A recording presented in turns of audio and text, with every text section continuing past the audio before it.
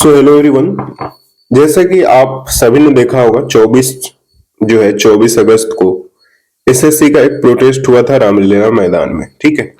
लेकिन यहाँ पर जो टीचर का बंदर बाट हुआ क्रेडिट को लेकर और एक दूसरे के ऊपर लांछन लगाने को लेकर, उससे हुआ क्या कि अब हमारे रास्ते जो पहले लोग डीओपीटी मिनिस्टर के पास गए थे वो भी बंद हो गया, और एसएससी ने तो पहले ही जिद ठान रखी थी वो अब भी कायम है, ठीक है।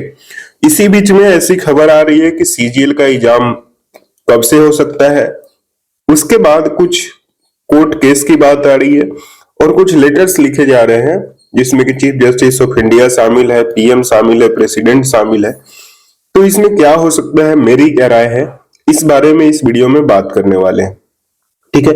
यहाँ पर देखिए ये पेपर का जो कटआउट है टाइम्स ऑफ इंडिया का, आपने भी देखा होगा। इसमें सीधे एसएससी के ऑफिशियल्स ने बताया है कि जो प्रोटेस्ट हो रहा है विद वेस्टेड इंटरेस्ट हो रहा है, यानी कि जो टीचर्स हैं वो अपने कोचिंग्स के लिए, अपने टीचिंग कैरियर के लिए प्रोटेस्ट करा रहे हैं, ना कि ये स्टूडेंट का प्रोटेस्ट है, ठीक है। ये सारी चीजें एसएससी की तरफ से कही जा रही है, ठीक है। और एसएससी ने यह भी बता दिया है कि ऑलरेडी जो एसएससी का एग्जाम है उसको रीशेड्यूल कर दिया गया है और इसको जल्द ही कराया जाएगा, ठीक है।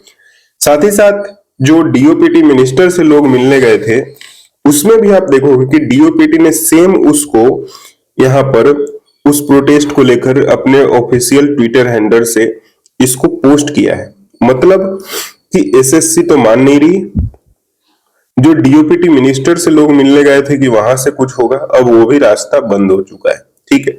इस प्रोटेस्ट में ये जो लड़ाई हुई है टीचर्स के बीच में, उसके कारण ये सारी चीजें हुई है। अगर फर्स्ट टाइम में ही वो कंडीशन नहीं आई होती तो ना होता। सेकेंड टाइम भी कंडीशन बहुत ही बढ़िया था, फेवरेबल था स्टूडेंट्स के फेवर में, लेकिन ये लड़ाई के कारण सारी चीजें बर्बाद हो गई। सभी गवर्नमेंट्स की जो एजेंसी है वो अब इससे टीचर्स की लड़ाई बताकर हो रही, और उनका एक कहना भी एक तरह से जायज है, क्योंकि प्रोटेस्ट जो आप करते हो उसका एक तरीका होता है, ठीक है। ऐसे नहीं कि आप प्रोटेस्ट कर रहे हो सामने वाले से और बीच में ही आप लड़ने लगो, तो ये सारी चीजें भी गलत है। अभी जो एसएससी का जो एग्जाम डेट की बात आ रही है उसमें आगे क्या होगा, मेरी क्या राय है, उसके बारे में बात करेंगे। उससे पहले बता दो दोस्तों कि जो टेक्स्ट बुक है उसका ग्रैंड उत्सव सेल चल रहा है 29 से 31 अगस्त तक, जिसमें PNS10 कूपन कोड अगर आप यूज करते हैं तो 351 रुपीज में आपको 1 साल का पास, और पास प्रो मैक्स 439 रुपीज में मिल जाएगा। कोड यूज करिएगा तो 12% का एडिशनल ऑफ मिल जाएगा, ठीक है। लिंक डिस्क्रिप्शन में दे दिया है, जाकर आप लोग देख सकते हैं और पास को खरीद सकते हैं, क्योंकि अभी एडुक्विटी जो हमारी कंपनी आ रही है उस पे बेस्ड जो भी मॉक टेस्ट है वो यहाँ पर भी प्रोवाइड कराया जा रहा है। सबसे अच्छी बात ये है, ठीक है।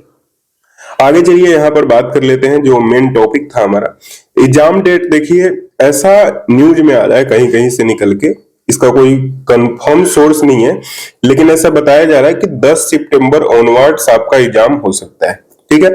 मेरा इसमें मानना यह है कि देखिए एसएससी ने जो वेंडर चेंज किया है वो तो जान के ही किया होगा, उनको सारी चीजें पता थी। जितना आप न्यूज में एडुक्विटी के बारे में जानते हो ना, उससे ज्यादा एसएससी को पता होगी, ठीक है। फिर भी उन्होंने चूज किया। इसका मतलब यह है कि वो एग्जाम डेट जो कराना चाहेंगे वो जितनी जल्दी हो उतनी जल्दी वो कराना चाहेंगे, क्योंकि एक बार एग्जाम हो जाता है तो आपको ही पता है कि उसके बाद कोई चीज हो नहीं सकता। उसके बाद कोर्ट में जाने के अलावा आपके पास कोई ऑप्शन नहीं है, अनलेस एंड अनटिल बहुत बड़ी कोई धांधली हो जाए, पेपर लीक हो जाए, तभी एग्जाम कैंसिल होता है, ठीक है। क्योंकि ये स्टेनो के केस में आप देख लो, स्टेनो के केस में बहुत सारे माल प्रैक्टिस से हुए लेकिन फिर भी एग्जाम कैंसिल नहीं हुआ। माल प्रैक्टिस नहीं कर सकते, लेकिन बहुत सारे स्टूडेंट को परेशानी हुई सेंटर्स पे, जो पहले भी हो रही थी, कीबोर्ड माउस ये सारी चीजों की, ठीक है। तो ये आप देख सकते हो 10 सितंबर ऑनवर्ड्स जो है आपको यहाँ पर सारी चीजें हो सकता है कि एग्जाम हो जाए। दूसरी चीज, अभिनव सर जो है कोर्ट में PIL फाइल कर रहे हैं, तो इसका भी क्या अपडेट होगा, क्या चीज होगा वो देखने को मिलेगा बाद में। उसके बाद जो है लेटर लिखे जा रहे हैं चीफ जस्टिस को, PM को, प्रेसिडेंट को, तो इन सारी चीजों का भी अपडेट आना बाकी है, बट मुझे नहीं लगता इन सारी चीजों से कुछ होने वाला है। ठीक है, आप लोग एग्जाम पे फोकस करिए।